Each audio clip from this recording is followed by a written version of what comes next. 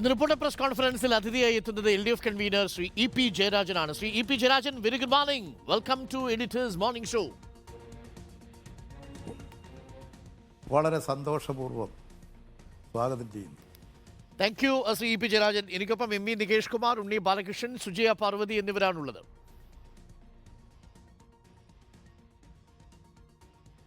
വളരെ സന്തോഷം.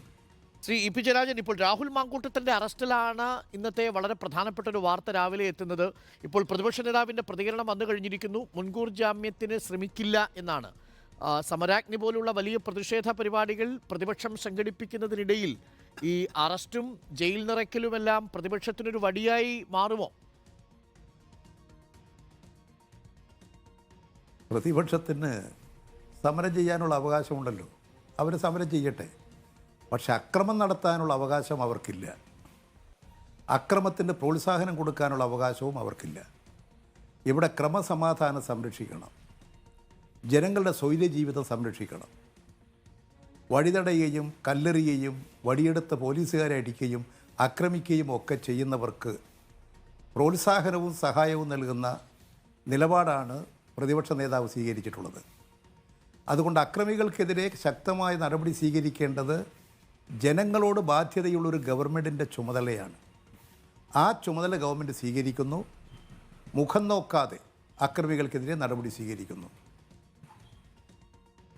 നോക്കൂ EP ജയരാജൻ, ലോക്സഭാ തെരഞ്ഞെടുപ്പിന് ഇപ്പോൾ 22-ാം തീയതി രാമക്ഷേത്ര നിർമ്മാണോദ്ഘാടനം പൂർത്തിയായ ഉടൻ തന്നെ തെരഞ്ഞെടുപ്പ് കമ്മീഷൻ ഇലക്ഷൻ പ്രഖ്യാപിക്കാനുള്ള സാധ്യത പലരും ചൂണ്ടിക്കാണിക്കുന്നുണ്ട്. ഇടതുപക്ഷ ജനാധിപത്യ മുന്നണി എപ്പോഴാണ് ലോക്സഭാ തെരഞ്ഞെടുപ്പിൻ്റെ സീറ്റ് വിഭജന ചർച്ചകൾ ആരംഭിക്കുക? ഈ സീറ്റ് വിഭജന ചർച്ച മാത്രമല്ല ഈ തെരഞ്ഞെടുപ്പ് പ്രവർത്തനമെന്ന് പറയുന്നത്. തെരഞ്ഞെടുപ്പിൻ്റെ ഭാഗമായിട്ടുള്ള സംഘടനാപരമായ തയ്യാറെടുപ്പുകൾ, രാഷ്ട്രീയ പ്രചരണങ്ങൾ, അതിലേക്ക് ബഹുജനങ്ങളെ ആകെ അണിനയിക്കൽ, ഇതിൻ്റെ എല്ലാം ഒരു തുടർച്ചയാണ് തെരഞ്ഞെടുപ്പ് വരുമ്പോൾ സ്ഥാനാർത്ഥി നിർണയം. അങ്ങനെ ഒരു മുന്നൊരുക്കമായിരുന്നു ഈ സർക്കാരിന്റെ നവകേരള സദസ്സ്. നവകേരള സദസ്സ് ഗവൺമെൻറ് പരിപാടിയാണ്. കേരളത്തിൽ അധികാരത്തിലിരുന്ന ഒരു ഗവൺമെൻറ്, ഒരു തുടർ ഗവൺമെൻറ് വന്നതിന് ശേഷം അതിന് മുൻപും നടത്തിയിട്ടുള്ള ജനക്ഷേമകരമായ പ്രവർത്തനങ്ങൾ ജനങ്ങളുടെ മുമ്പാകെ വിശദീകരിക്കുക എന്നുള്ളത് ആ ഗവൺമെൻറ്റിൻ്റെ ചുമതലയാണ്. ആ ചുമതല നിർവഹിക്കുന്നു. അത് തീർച്ചയായും ഒരു ഇടതുപക്ഷ ജനാധിപത്യ ശക്തികൾക്ക് കൂടുതൽ ബഹുജന പിന്തുണ ആർജിക്കാൻ സഹായമായേക്കാം. അതുകൊണ്ടൊരു ഗവൺമെൻറ് പരിപാടിയാണത്. അത് ഗവൺമെൻറ് നയത്തിൻ്റെ ഭാഗമാണ്. മുഖ്യമന്ത്രിയും മന്ത്രിമാരെല്ലാം ഓരോ മണ്ഡലങ്ങളിലും ചെന്ന് ജനങ്ങളെ കാണുക എന്ന ഇന്ത്യയിലെ ആദ്യത്തെ ഒരു സംഭവമാണ് നടന്നത്. അതിന് നല്ല പ്രതികരണം ജനങ്ങളിലുണ്ട്. ആ പ്രതികരണങ്ങളെല്ലാം ഇടതുപക്ഷ ജനാധിപത്യ മുന്നണിക്ക് അനുകൂലമായി മാറിത്തീരും. നോക്കൂ EP ജയരാജൻ, നേരത്തെ സീറ്റ് വിഭജന ചർച്ചയുടെ കാര്യത്തിനകത്ത് എപ്പോൾ തുടങ്ങുമെന്ന് താങ്കൾ പറഞ്ഞില്ല. അതിലെ രാഷ്ട്രീയമായ മുന്നേറ്റത്തിൻ്റെ കാലഘട്ടത്തിലാണ് ഇടതുപക്ഷ ജനാധിപത്യ മുന്നണി ഇപ്പോൾ നിൽക്കുന്നത് എന്ന് കൂട്ടിച്ചേർക്കുകയുണ്ടായി. നോക്കൂ, നേരത്തെ 16-4 എന്നുള്ള നിലയിൽ വളരെ സമാധാനപൂർണ്ണമായി LDFലെ സീറ്റ് വിഭജനം മുന്നോട്ട് പോകുന്ന ഘട്ടത്തിലാണ് ജനതാദൾ എസിനെ സംബന്ധിച്ചിടത്തോളം കോഴിക്കോട് സീറ്റ് വേണം എന്ന ആവശ്യം അവർ ഉന്നയിക്കുകയുണ്ടായത്. അതേ തുടർന്ന് ഒരു വിഭാഗം MP വീരേന്ദ്രകുമാറിൻ്റെ നേതൃത്വത്തിൽ അടർന്നുപോയി. അവർ ഇപ്രാവശ്യം തിരിച്ചു വന്നിരിക്കുകയാണ്. ഈ ലോക്സഭാ തെരഞ്ഞെടുപ്പിൽ JDSനോട് സീറ്റ് കൊടുക്കും. ഇപ്പോൾ 16-4 എന്നുള്ള നിലയല്ല, ഇനിയിപ്പോൾ ജോസ് കെ മാണിക്ക് ഒരു സീറ്റ് കൊടുക്കണം. ജനതാദൾ എസിൻ്റെ ആ പഴയ സീറ്റുണ്ടോ? കാരണം അവരോട് പണ്ട് കോഴിക്കോട് കൊടുക്കാൻ കഴിയില്ല എന്ന് പറഞ്ഞ ഘട്ടത്തിൽ പാലക്കാട് വെച്ച് വേറെ ഏതോ സീറ്റ് അവർ വടകര ചോദിച്ചു, കോഴിക്കോട് കൊടുക്കാമെന്ന് പറഞ്ഞു. ആ നിലയിലായിരുന്നു. അവർക്ക് ഏതെങ്കിലും ഒരു സീറ്റ് കൊടുക്കാനുള്ള സാധ്യത ഇത്തവണയുണ്ടോ, അല്ലെങ്കിൽ ഓപ്പൺ ആണോ ആ ഡിസ്കഷൻ? ഈ കൊടുക്കലും വാങ്ങലുമൊക്കെ കോൺഗ്രസ് രാഷ്ട്രീയത്തിൻ്റെ ഭാഗമാണ്. അത് ഇടതുപക്ഷ മുന്നണിയുടെ രാഷ്ട്രീയമല്ല. ഇടതുപക്ഷ മുന്നണിയുടെ രാഷ്ട്രീയം എന്ന് പറയുന്നത് സീറ്റ് വിഭജനങ്ങൾ, അല്ലെങ്കിൽ ഇവിടെയൊക്കെ ഏതെല്ലാം പാർട്ടികൾ മത്സരിക്കണം, എങ്ങനെ തീരുമാനിക്കണം എന്നുള്ളത് എല്ലാ പാർട്ടികളും കൂടിച്ചേർന്നുകൊണ്ട് ആലോചിച്ച് കൈക്കൊള്ളുന്നൊരു തീരുമാനമാണ്. അതിൻ്റെ അടിസ്ഥാനത്തിൽ ഗവൺമെൻറ് തീരുമാനം കൈക്കൊള്ളും.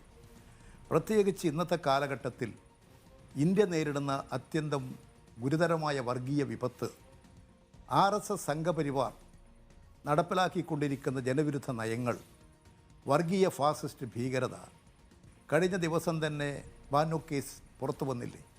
എത്ര ഭീകരമാണ് BJPയുടെ മുഖമെന്ന് വ്യക്തമാകുന്നതാണ് ആ സംഭവങ്ങളെല്ലാം. അത്തരമൊരു രാഷ്ട്രീയ സാഹചര്യങ്ങൾ നിങ്ങൾ ഒന്നുകൂടി ശ്രദ്ധിക്കണം. കഴിഞ്ഞ പാർലമെൻറ്റ് സമ്മേളനത്തിൽ 146 MP-മാരെ, പ്രതിപക്ഷ MP-മാരെ സഭയിൽ നിന്നും പുറത്താക്കി. ഇന്ത്യയുടെ ചരിത്രത്തിലുണ്ടായിട്ടുണ്ടോ? ചിലപ്പോൾ 2-3 MP-മാരെ ഏതെങ്കിലും പ്രശ്നത്തിൽ നടപടിയെടുത്താൽ തന്നെ അത് സ്പീക്കർ എന്നുള്ള നിലയിൽ എല്ലാ കക്ഷികളെയും വിളിച്ചു ചേർത്ത് ചർച്ച ചെയ്ത് പരിഹാരം കണ്ടുകൊണ്ട് സഭാ നടപടികൾ ഭംഗിയായി നിർവഹിച്ചു പോരുന്ന ഒരു പൂർവ്വകാല ചരിത്രമാണ് ഇന്ത്യക്കുണ്ടായിരുന്നത്. ഇപ്പോഴതാണോ? 146 പ്രതിപക്ഷ MP-മാരെ പുറത്താക്കുന്നു സഭയിൽ നിന്ന്. പുറത്താക്കുക മാത്രമല്ല, എന്നിട്ട് ചില നിയമം പാസ്സാക്കുന്നു. ആ പാസ്സാക്കിയ നിയമത്തിൽ ഒരു നിയമം തെരഞ്ഞെടുപ്പ് കമ്മീഷനെ നിശ്ചയിക്കാനുള്ള ഭേദഗതിയാണ്. നിലവിൽ സുപ്രീം കോടതി ജസ്റ്റിസ്, പ്രധാനമന്ത്രി, പ്രതിപക്ഷ നേതാവ്, ഈ 3 അംഗങ്ങൾ ചേർന്നുകൊണ്ടുള്ളതാണ് തെരഞ്ഞെടുപ്പ് കമ്മീഷൻ നിശ്ചയിക്കാനുള്ള സമിതി. ആ സമിതിയിൽ ഇപ്പോൾ ചെയ്തിരിക്കുന്നത് 146 MP-മാരെ പുറത്താക്കി ചെയ്തിരിക്കുന്നത് പ്രധാനമന്ത്രി നിശ്ചയിക്കുന്ന മറ്റൊരു മന്ത്രി, പ്രതിപക്ഷ നേതാവ്, ഭരണകക്ഷിക്ക് ഭൂരിപക്ഷമായില്ലേ? ഭരണകക്ഷിക്ക് ഇഷ്ടമുള്ള ഒരാളെ തെരഞ്ഞെടുപ്പ് കമ്മീഷനാക്കാമല്ലോ. എന്തിനു വേണ്ടിയിട്ടാണത്? ഈ തെരഞ്ഞെടുപ്പ് രംഗത്ത് അവർ നടത്താൻ വേണ്ടി പോകുന്ന അട്ടിമറിക്കുള്ള തയ്യാറെടുപ്പിൻ്റെ ഭാഗമാണെന്ന് നിരീക്ഷിച്ചാൽ എന്താ തെറ്റ്? ഇതിലേക്കാണ് രാജ്യം നീങ്ങുന്നത്.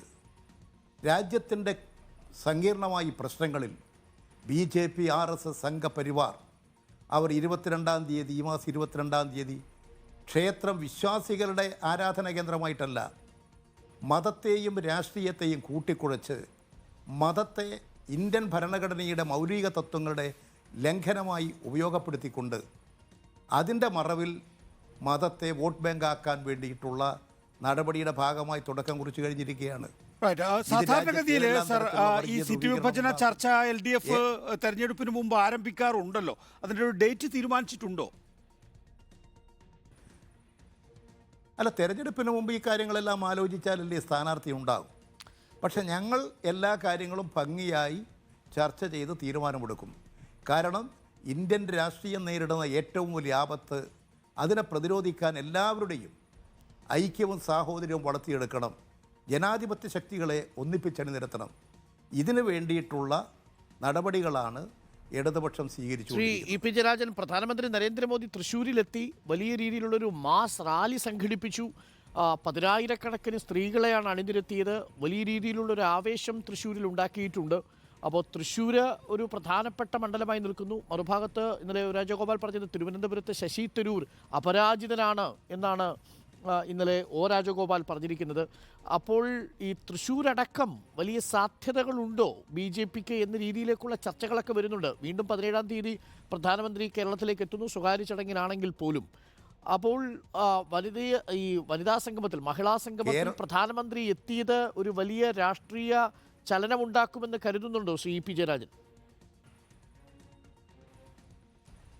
കേരളത്തിനകത്തും പുറത്തു നിന്നുകൊണ്ട് BJP കുറേ സ്ത്രീകളെ കൊണ്ടുവന്ന് അവിടെ ഒരു റാലി നടത്തിയത് കൊണ്ട് കേരള രാഷ്ട്രീയത്തിൽ എന്തെങ്കിലും മാറ്റമുണ്ടാകുമെന്ന് കേരളത്തെക്കുറിച്ച് അറിയുന്ന ആരും വിശ്വസിക്കില്ല.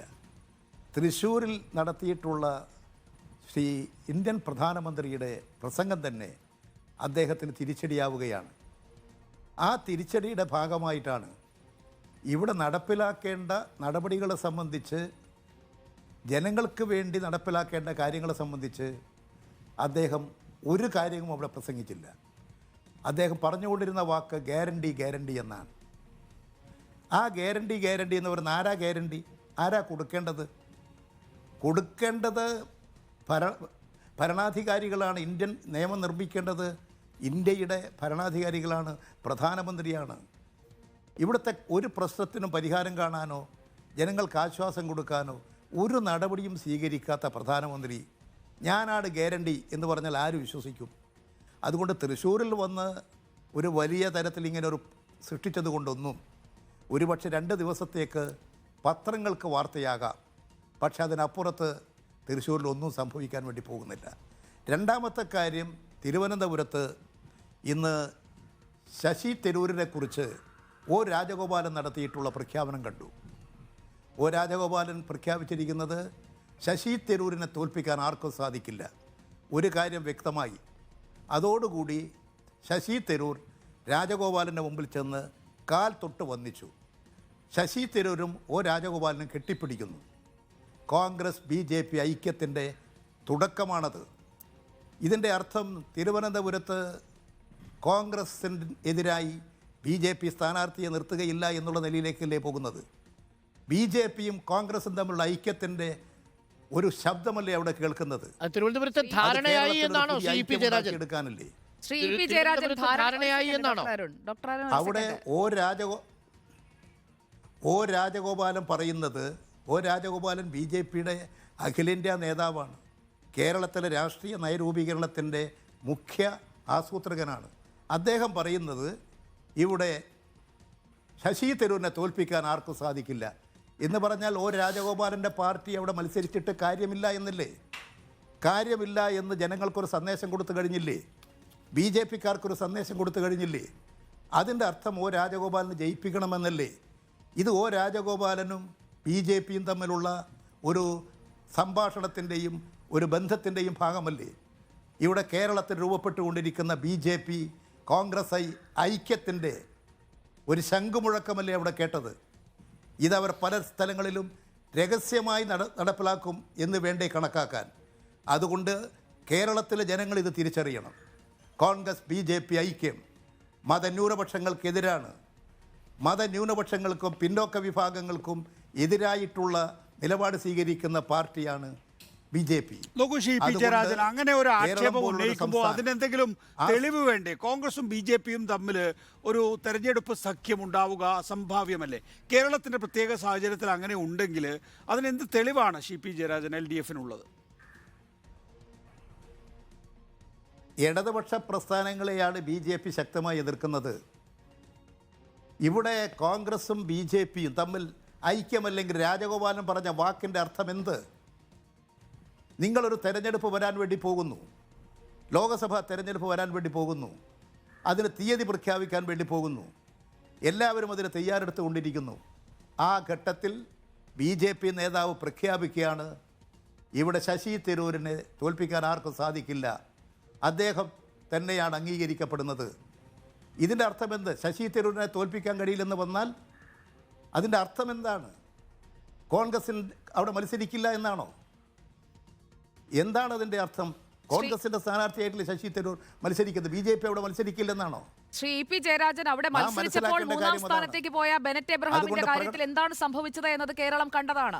ഏത് തരത്തിലാണ് അവിടെ വോട്ട് നീക്കങ്ങൾ ഉണ്ടായത് എന്നത് തിരുവനന്തപുരം മണ്ഡലത്തിൽ കണ്ടതാണ്. താങ്കൾ നേരത്തെ ഒ രാജഗോപാലിനെ കുറിച്ച് പറഞ്ഞല്ലോ. N രാമചന്ദ്രൻ ഫൗണ്ടേഷൻ അവാർഡ് ദാന ചടങ്ങിൽ അദ്ദേഹം പറഞ്ഞ വാചകം, അതിൽ വന്ന പിശക് മനസ്സിലാക്കി അപ്പോൾ തന്നെ അദ്ദേഹം തിരുത്തി. ആ തിരുത്തിനെ കുറിച്ച് അങ്ങ് പറയുന്നതേയില്ല. ആദ്യത്തെ പ്രസംഗത്തിലെ ഭാഗം മാത്രം വെച്ചുകൊണ്ടാണ് അങ്ങ് പറയുന്നത്. BJP തിരുവനന്തപുരത്ത് വിജയിക്കുമെന്നതാണ് എന്റെ വ്യക്തിപരവും രാഷ്ട്രീയവുമായ നിലപാടെന്ന തിരുത്ത് മിനിറ്റുകൾക്കകം തന്നെ ഒ രാജഗോപാൽ അദ്ദേഹം പറഞ്ഞതിലെ അബദ്ധം മനസ്സിലാക്കി തിരുത്തിയിട്ടുണ്ട്. ആദ്യത്തെ വാചകം വെച്ച് തന്നെ അത് മാത്രം അർത്ഥസത്യമാക്കി പ്രചരിപ്പിക്കുന്നതിന്റെ LDFന്റെ ഒരു ലക്ഷ്യം എന്താണ്? LDFന്റെ ലക്ഷ്യമല്ല, രാജഗോപാലൻ പറഞ്ഞതിൻ്റെ ലക്ഷ്യം എന്താണെന്നാണ് പരിശോധിക്കേണ്ടത്. മാധ്യമരംഗത്ത് ഈ തെറ്റായ പ്രസ്താവനയെ ന്യായീകരിക്കാൻ പുറപ്പെടേണ്ട കാര്യം എന്താണ് നിങ്ങൾക്കുള്ളത്? അല്ല, അർത്ഥസത്യമാണ് അങ്ങ് പറഞ്ഞത്. അർത്ഥസത്യമാണ് അങ്ങ് പറഞ്ഞത്. തിരുത്തിനെ കുറിച്ച് അങ്ങ് പറയുന്നില്ല. ഒ രാജഗോപാൽ തിരുത്തിയല്ലോ. നിങ്ങൾക്കത് അർത്ഥസത്യമാണ് തോന്നിയേക്കാം. ഒരു പക്ഷേ അത് രാജഗോപാലിനെ കൊണ്ട് തിരുത്താൻ നിങ്ങൾ പ്രേരിപ്പിച്ചിട്ടുണ്ടായേക്കാം. അത് നിങ്ങളുടെ കാര്യം. ഞാനിത് കാണുന്ന ഇന്നത്തെ മാതൃഭൂമി പത്രം എടുത്ത് നോക്കൂ. നിങ്ങൾക്ക് നിങ്ങളുടെ താല്പര്യങ്ങൾ ഉണ്ടായേക്കാം.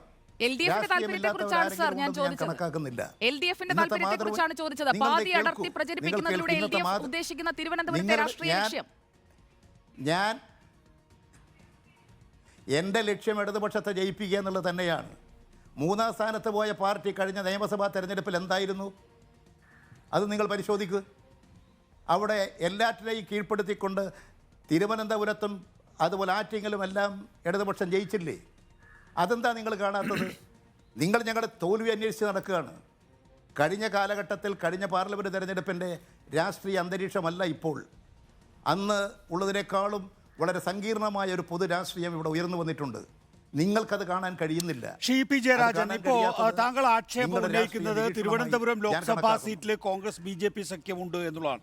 യഥാർത്ഥത്തിൽ നമ്മൾ സാധാരണഗതിയിൽ കേരളത്തിൽ കാണാറുള്ളത് BJP ജയിക്കാനിടയുള്ള ഇടങ്ങളിൽ LDFും UDFും തമ്മിലൊരു ടാക്ടിക്കൽ അണ്ടർസ്റ്റാൻഡിംഗ് ഉണ്ടാകുന്നതല്ലേ? ആ നിലയിലുള്ള ഒരു രാഷ്ട്രീയമല്ലേ സാധാരണഗതിയിൽ UDFും LDFും മുന്നോട്ട് കൊണ്ടുപോകാറുള്ളത്?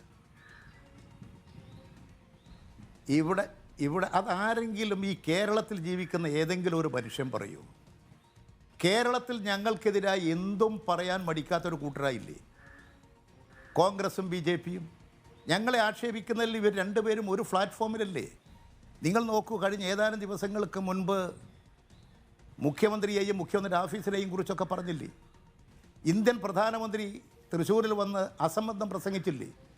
ആ പ്രസംഗം ഏറ്റെടുത്തുകൊണ്ട് കോൺഗ്രസ് ആഹ്ലാദ പ്രകടനങ്ങളും BJPക്ക് അഭിവാദ്യവും അർപ്പിക്കുകയായിരുന്നല്ലോ അവരുടെ പ്രസംഗങ്ങളിലെല്ലാം. എന്താ അതിൻ്റെ അർത്ഥം? തൃശ്ശൂരിൽ വന്ന് പ്രധാനമന്ത്രി കോൺഗ്രസിനെ സന്തോഷിപ്പിക്കാൻ, ഇടതുപക്ഷത്തെ ആക്രമിക്കാൻ പ്രസംഗം നടത്തുന്നു. ഇടതുപക്ഷ ജനാധിപത്യ മുന്നണി ഗവൺമെൻറ്റിനെ കളങ്കപ്പെടുത്താൻ പ്രസംഗിക്കുന്നു.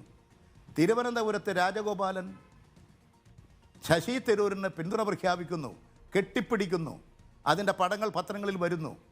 നിങ്ങൾ പറയുന്നത് ഒരു പകുതിയുണ്ടല്ലോ ഇങ്ങനെ, ബാക്കി കാര്യങ്ങളല്ല പകുതിയെങ്കിലും ഇങ്ങനെ പറഞ്ഞല്ലോ. ആ പറഞ്ഞത് രാജഗോപാലനെ പോലെയുള്ളൊരു ഉന്നതനായ രാഷ്ട്രീയ നേതാവ് ഒരു കാര്യവുമില്ലാതെ ഒരു വിഡ്ഢിത്തം പറഞ്ഞു എന്നാണോ നിങ്ങൾ പറയുന്നത്? അദ്ദേഹത്തെ അങ്ങനെ ചെറുതാക്കാൻ ഞാനില്ല. ശരി ശ്രീ പി ജയരാജൻ, താങ്കൾ ആവർത്തിച്ച് പറയുന്ന ഒരു കാര്യം, ഈ പറയുന്ന കോൺഗ്രസും BJPയും തമ്മിലുള്ള ധാരണ, അങ്ങനൊരു ധാരണ കേരളത്തിൽ നിലനിൽക്കുന്നു എന്ന് താങ്കൾ പറയുന്നു. ശരി, നിങ്ങൾ എന്തായാലും ഇവിടെ ഇപ്പോൾ കേരളത്തിൽ കോൺഗ്രസിനെയാണ് ശക്തമായി ഫൈറ്റ് ചെയ്യാൻ പോകുന്നത്. എൻ്റെ ഒരു ചോദ്യം എന്താണെന്ന് വെച്ചാൽ, രാഹുൽ ഗാന്ധി വയനാട്ടിൽ മത്സരിക്കുമെന്നാണ് ഏറ്റവും ഒടുവിലുള്ള സൂചനകൾ. ഏറ്റവും സേഫായ മണ്ഡലം തൽക്കാലം എന്തായാലും രാഹുൽ ഗാന്ധിക്ക് വയനാട് തന്നെയാണ്. അവിടെ LDFിൻ്റെ സ്ഥാനാർത്ഥി എന്ന് പറയുന്നത് CPIയുടെ സ്ഥാനാർത്ഥിയാണ്. കഴിഞ്ഞ പ്രാവശ്യം VP സുനീർ ആയിരുന്നു. താരതമ്യേന ദുർബലമായ പോരാട്ടമാണ് അവിടെ നടക്കുന്നത്. നോക്കൂ, കോൺഗ്രസിനെ ഫൈറ്റ് ചെയ്യാൻ നിങ്ങൾ തീരുമാനിക്കുന്നുണ്ടെങ്കിൽ CPM വയനാട് സീറ്റ് ഏറ്റെടുക്കുമോ? ഇപ്പോൾ ഉദാഹരണത്തിന് വളരെ ഹൈപ്പോത്തറ്റിക്കലാണ് എങ്കിൽ കൂടി ഇപ്പോൾ PV അൻവറിനെ പോലൊരു സ്ഥാനാർത്ഥി അവിടെ വരുന്നു എന്ന് വിചാരിക്കുക. അങ്ങനെയാണെങ്കിൽ അതിഗംഭീരമായൊരു ഫൈറ്റ് അവിടെ നടക്കുമല്ലോ. അത്തരത്തിലൊരു ആലോചന LDFിൽ നടക്കുന്നുണ്ടോ? CPM വയനാട് സീറ്റ് ഏറ്റെടുക്കുമോ? ഇത് നിങ്ങളുടെ നിരീക്ഷണമാണ്. ഞങ്ങൾ കാണുന്നത് മുന്നണി എന്നുള്ള നിലയിൽ ചർച്ച ചെയ്ത് ഏറ്റവും പ്രാപ്തനായ സ്ഥാനാർത്ഥിയാണ് ഓരോ മണ്ഡലത്തിലും നിർത്തുന്നത്. ജനസേവകരായ ജനപ്രതിനിധികളെയാണ്. വയനാട് മണ്ഡലവുമായി ഒരു ബന്ധമുള്ള ആളായിരുന്നില്ലല്ലോ രാഹുൽ ഗാന്ധി. അദ്ദേഹം വടക്കേ ഇന്ത്യയിൽ എവിടെയും നിന്നാൽ ജയിക്കില്ല എന്നുള്ളത് കൊണ്ട് ഇവിടെ വന്ന് മത്സരിക്കുന്നു. അത് വേറൊരു വിഷയം. ഞങ്ങളുടെ കരുത്തരായ സ്ഥാനാർത്ഥികളെ തന്നെയാണ് നിർത്തുന്നത്. CPM ജയിച്ചാൽ CPMകാരായാൽ എല്ലാം കരുത്തരായി നിങ്ങൾ അംഗീകരിച്ചു തരുമോ? CPMകാരെല്ലാം കരുത്തരാണ് നിങ്ങൾ പറയുമോ? നിങ്ങൾ അവിടെയും ഞങ്ങളെ കുറ്റം കണ്ടെത്താൻ വേണ്ടി നടക്കും.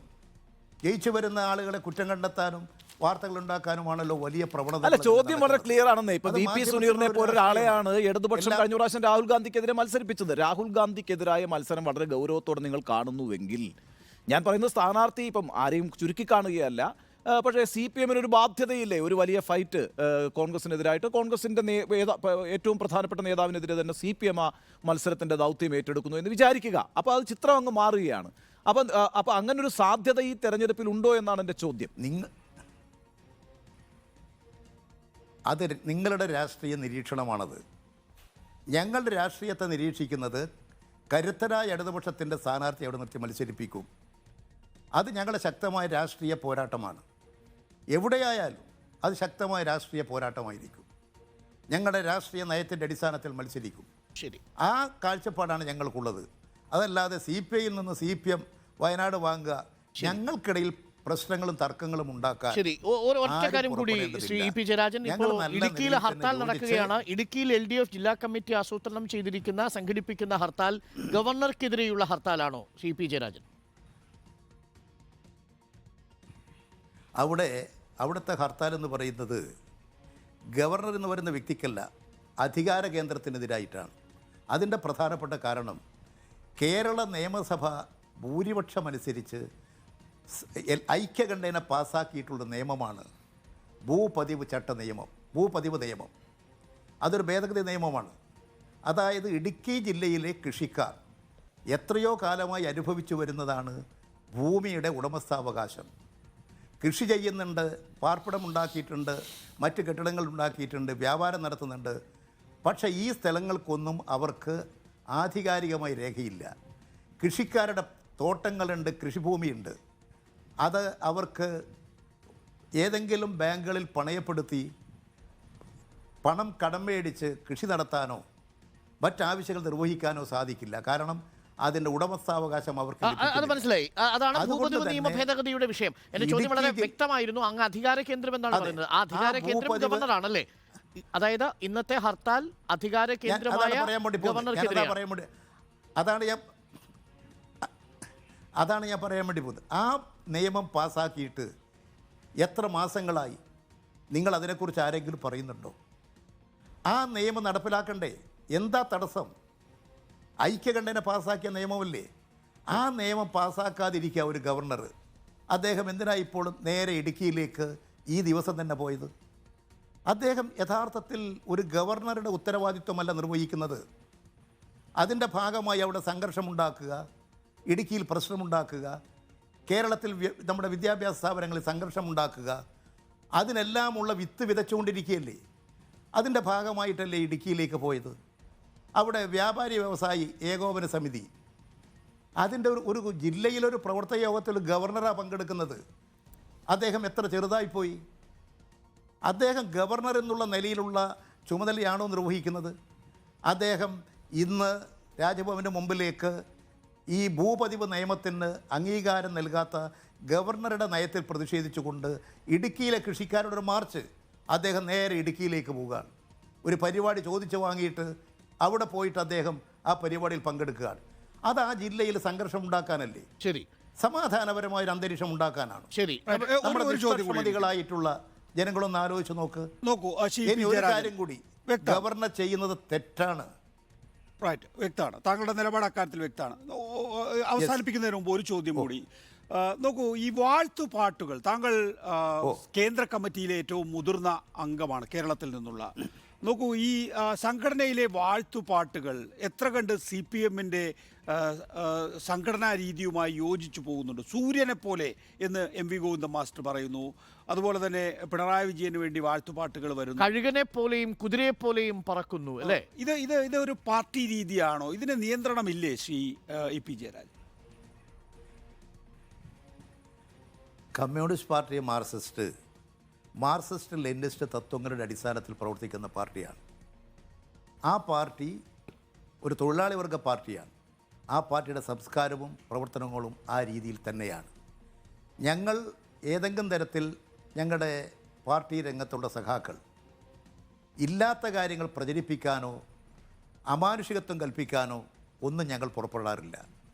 പക്ഷേ കേരളത്തിൻ്റെ ഒരു പൊതുസമൂഹത്തിൽ, കേരളത്തിലല്ല പൊതുവെ ഇന്ത്യയിൽ തന്നെ കാണാം, നേതാക്കന്മാർ, വ്യക്തിത്വമുള്ളവർ, പ്രമുഖർ, പല രംഗങ്ങളിലും പ്രതിഭകൾ, അങ്ങനെയെല്ലാമുള്ള നേതാക്കളെ ബഹുമാനിക്കുകയും ആദരിക്കുകയും ഹൃദയത്തിൽ സൂക്ഷിക്കുകയും ചെയ്യുന്ന ഒരു സംസ്കാരമുണ്ട് ഇവിടെ. നിങ്ങൾ നോക്കൂ, നമ്മുടെ വീടുകളിലൊക്കെ പോയാൽ മഹാത്മജിയുടെ പടം ഇല്ലേ? ശ്രീ നാരായണ ഗുരുവിൻ്റെ പടമില്ലേ? അയ്യങ്കാളിയുടെ പടമില്ലേ? EMSൻ്റെ പടമില്ലേ? AKGയുടെ പടമില്ലേ? ഇങ്ങനെയൊക്കെയുള്ളൊരു സംസ്കാരം നമ്മുടെ രാജ്യത്തുണ്ട്. ഇതുപോലെ തന്നെ നേതാക്കളെക്കുറിച്ചിട്ടുള്ള പാട്ടുകളും കവിതകളും ചിത്രീകരണങ്ങളും നാടകങ്ങളും അതുപോലെ തന്നെ സിനിമകളും ഒക്കെ നമ്മുടെ നാട്ടിലുണ്ടാകാറുണ്ട്. അത് ഈ രംഗത്ത് പ്രത്യേക വാസനയുള്ള ചില ആളുകൾ ചില സൃഷ്ടികൾ നടത്തും. ആ സൃഷ്ടികളൊന്നും പാർട്ടിയുടെ ഭാഗമായിട്ടുള്ളതല്ല. ഈ VS അച്യുതാനന്ദനെയും P ജയരാജനെയും ഒക്കെ അമിതാവേശത്തോടുകൂടി ആരാധിക്കുന്ന ഗാനങ്ങളൊക്കെ ഉണ്ടായപ്പോൾ പാർട്ടി ഒരു പ്ലീനം നടത്തി ഒരു തീരുമാനം എടുത്തിരുന്നല്ലോ, വ്യക്തി ആരാധനയൊന്നും പാടില്ല എന്ന്. അത് പിണറായി വിജയന് ബാധകമല്ലേ? ഇത് നിങ്ങൾക്ക് തെറ്റായിട്ടുള്ളൊരു നിലപാടാണ്. അതിന് വേണ്ടിയിട്ടൊന്നും അല്ല പ്ലീനം നടത്തിയത്. P ജയരാജൻ്റെ കാര്യം പ്ലീനത്തിലെ ചർച്ചാ വിഷയവുമായിരുന്നില്ല. P ജയരാജനെ സംബന്ധിച്ച് P ജയരാജൻ അറിഞ്ഞുകൊണ്ട്, പാർട്ടി അറിഞ്ഞുകൊണ്ട് നടത്തിയിട്ടുള്ളതല്ല. ചിലർ നടത്തിയിട്ടുള്ള തെറ്റായ ജയരാജനെക്കുറിച്ച് ആരാധന, അതിൻ്റെ ഭാഗമായി ചിലരൊക്കെ പാട്ടും കവിതയും എഴുതി, റെഡ് ആർമി എന്ന് പറഞ്ഞു, റെഡ് സൈഡ് എന്നൊക്കെ പറഞ്ഞുണ്ടാക്കി. അതൊന്നും പാർട്ടിക്ക് ഗുണം ചെയ്യുന്നതല്ല എന്ന് ജയരാജൻ ഉൾപ്പെടെയുള്ള പാർട്ടി ചർച്ച ചെയ്തുകൊണ്ട് ഇതൊന്നും പാർട്ടിയുടെ ഭാഗമല്ല എന്ന് പരസ്യമായി പ്രഖ്യാപിച്ചു. ഇത് ചെയ്യുന്നവർ പാർട്ടിയെ സ്നേഹിക്കുന്നവരല്ലെന്ന് പരസ്യമായി പ്രഖ്യാപിച്ചു. ജയരാജൻ തന്നെ ഇത് പറഞ്ഞില്ലേ? ആ പി ജയരാജനെതിരെ പക്ഷേ അച്ചടക്ക നടപടി ഉണ്ടായല്ലോ. ഇവിടെ നമുക്ക് നമ്മുടെ നാട്ടിൽ ഇതുപോലെ ഒരച്ചടക്ക നടപടി ഉണ്ടായിട്ടില്ല. നമ്മൾ അതൊക്കെ തെറ്റിദ്ധാരണ കൊണ്ടോ വാക്കുകൾ കൊണ്ടോ പറയുന്നതാണ്. ഒരു അച്ചടക്ക നടപടിയും ഉണ്ടായിട്ടില്ല. നമ്മുടെ നാട്ടിൽ പൊതുവെ ഓരോ പാർട്ടി സഖാവും സ്വയം വിമർശനം നടത്തി തെറ്റുകളും പാളിച്ചകളും ഉണ്ടാകാതിരിക്കാൻ ജാഗ്രതയോടുകൂടി പ്രവർത്തിക്കണം. ആ കാര്യങ്ങളിലൊക്കെ പ്രവർത്തിക്കുമ്പോൾ സഖാക്കൾ ചിന്തിക്കുമ്പോൾ നിങ്ങൾ പറഞ്ഞിരിക്കുന്ന കാര്യങ്ങൾ എന്തുകൊണ്ടാണ് പി ജയരാജന് കഴിഞ്ഞ ലോക്സഭാ തെരഞ്ഞെടുപ്പിൽ മത്സരിച്ച് അദ്ദേഹം പരാജയപ്പെട്ടതിന് ശേഷം അദ്ദേഹത്തിന് ജില്ലാ സെക്രട്ടറി പദവി തിരികെ നൽകാതിരുന്നത്? കോട്ടയത്ത് വി എൻ വാസവന് നൽകിയല്ലോ. ഇതൊക്കെ പാർട്ടി കമ്മിറ്റികൾ ചർച്ച ചെയ്ത് തീരുമാനിക്കുന്നതാണ്. ഇതെല്ലാം പാർട്ടിയുടെ ആലോചനയുടെ തീരുമാനത്തിൻ്റെ ഭാഗമാണ്. ഇങ്ങനെ ഒരാൾ ഒരു സ്ഥലത്ത് കൊടുത്തു എന്നുള്ളത് എല്ലാ സ്ഥലത്തും കൊടുക്കണോ? ഒരാൾ ഒരിക്കലും സെക്രട്ടറി എന്നുള്ളതുകൊണ്ട് അതുപോലെ എല്ലാ സ്ഥലത്തും ചെയ്യണമെന്നില്ല. ഓരോ ജില്ലയുടെയും പ്രത്യേക സാഹചര്യങ്ങൾ, പരിതസ്ഥിതികൾ, അതുപോലെ തന്നെ പുതിയ സഖാക്കൾ പ്രൊമോട്ട് ചെയ്യൽ, ഇതിൻ്റെയൊക്കെ ഭാഗമായി പാർട്ടി നടത്തിക്കൊണ്ടിരിക്കുന്ന സംഘടനാപരമായ ചർച്ചയുടെ ഭാഗമായി എടുക്കുന്ന തീരുമാനങ്ങളാണ്. അതുകൊണ്ട് അവിടെ ഇങ്ങനെയായിരുന്നു. കോട്ടയം പോലെയാണോ കണ്ണൂർ? കണ്ണൂർ പോലെയാണോ കോട്ടയം? കോട്ടയം പോലെയാണോ തിരുവനന്തപുരം? ഓരോ ജില്ലകൾക്കും അതിൻ്റെതായിട്ടുള്ള ചില പ്രത്യേകതകളും. അല്ല, കണ്ണൂർ മാത്രമായിരുന്നു എക്സെപ്ഷൻ. കൊല്ലത്ത് ബാലഗോപാലിന് തിരിച്ചു കൊടുത്തു, കോട്ടയത്ത് വാസവിന് കൊടുത്തു.